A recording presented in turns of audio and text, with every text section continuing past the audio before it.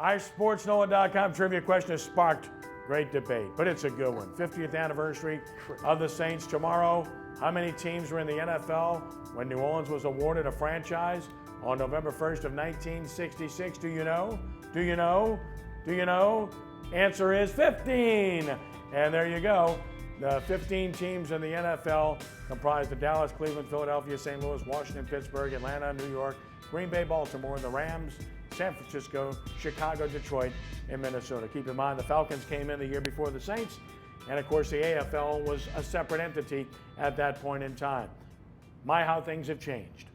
Ken Trahan, sportsNOLAtv. Speaking of change, it is time for our hot seat segment where we place Brian Alley Walsh on the hot seat with a hot topic of the day. And this evening, it's a very hot topic. It's all about Mark Ingram. Should the Saints replace Mark Ingram as their feature running back? Brian, the floor is yours. Kenny, you guys keep coming up with these provocative topics. First off, did you know it was 15 teams? Yes. You really did? Yes.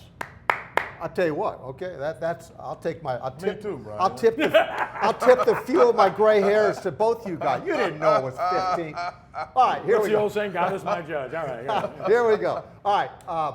It's an easy thing to say the day after Tim Hightower rushes for 102 yards on 26 carries, replaces a guy, Mark Ingram, who got benched, and rightfully so. I'll tip my fedora to Sean Payton to put his butt on the bench too and make him watch the game. Second week in a row he fumbles. But look, you can call it a featured back or a starting back, but I think that, here's my answer, yes or no.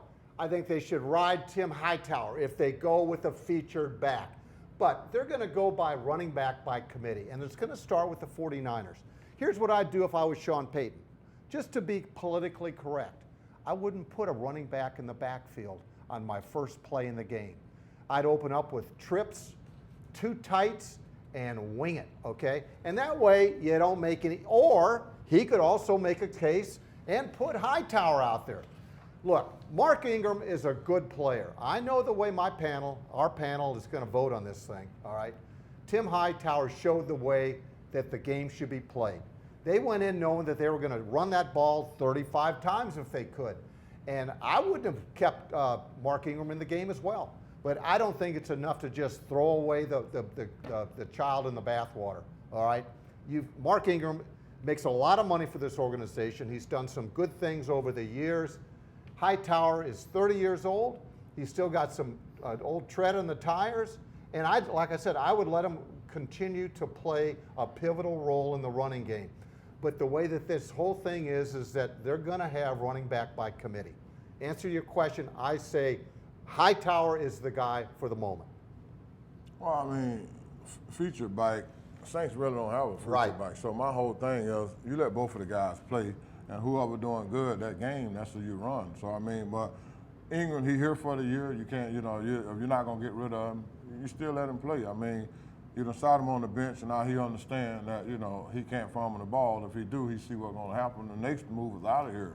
So I think that he has some fluke fumbles. I mean, the way the guy came in last week and hit the ball out, it's totally different from this week. This week he lost the ball at the end of the run. So he got to put that ball in the right position and keep it. It's just that simple. But Rick, you know this. My God, you played the game for so many years at a high level. You know going in that Mark Ingram's got fumbling problems, or he's got the ability to lose the ball. So you're punching, you're doing things that you may not do to a Hightower.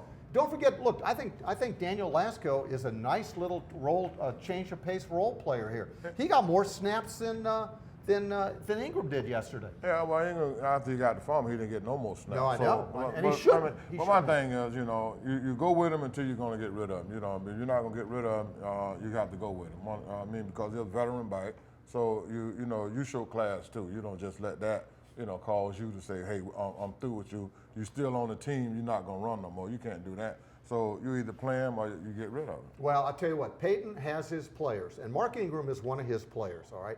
He's probably going to go a little bit longer with him than he would, say, normally another guy. All right? He done went 2 years or 3 years with him already. Well, I'm just saying, he's his guy. So you're just not, they're not going to cast him aside based on 2 fumbles in 2 games. Okay, they're not going to do that. But go with Hightower. He's got the hot hand right now.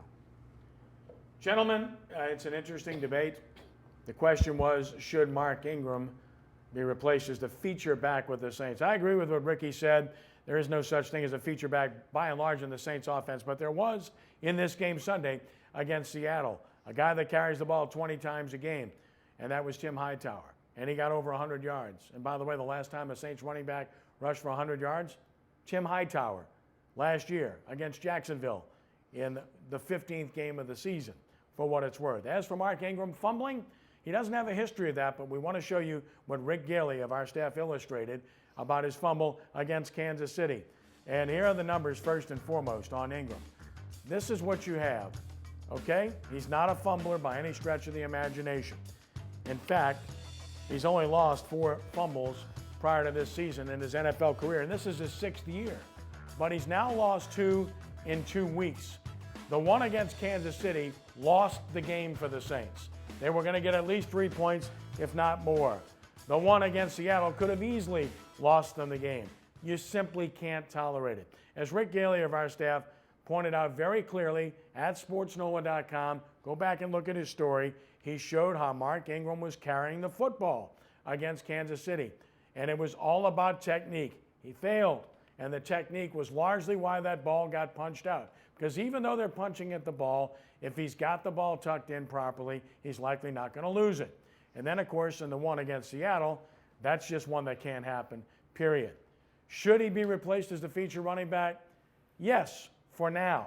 But as Brian said, and he's correct, this doesn't mean Mark Ingram's gone. He's going to continue to play. The Saints need all of these guys for various reasons. Number one, Tim Hightower is 30 years of age. Had serious injuries previously, so you know you can't ride him too long. But if you watch the games, and I know you do, it's pretty obvious that Tim Hightower hits the hole and he presses the hole quicker than Mark Ingram does. That's pretty obvious. As for Mark Ingram, the numbers speak volumes. His longest run from scrimmage this year, 17 yards. When you look at his average yards per carry, people say that he gets better as the game goes on. No. Over his entire career, the numbers go down the more carries he has. So that's a fallacy. He's not a big play guy. He doesn't have the speed, doesn't have the wiggle. And while he runs strong, he's not a power guy that runs through people. And that sounds like he's not a good back. He's a solid back. Catches the ball fine, pass protects well, and runs decently. Wasn't worth the investment. That's not his fault. For now, give Tim Hightower a chance. I believe, based on what he's done versus what Mark Ingram has not done, that Hightower has earned it. College football when we return in just a moment on WHNO.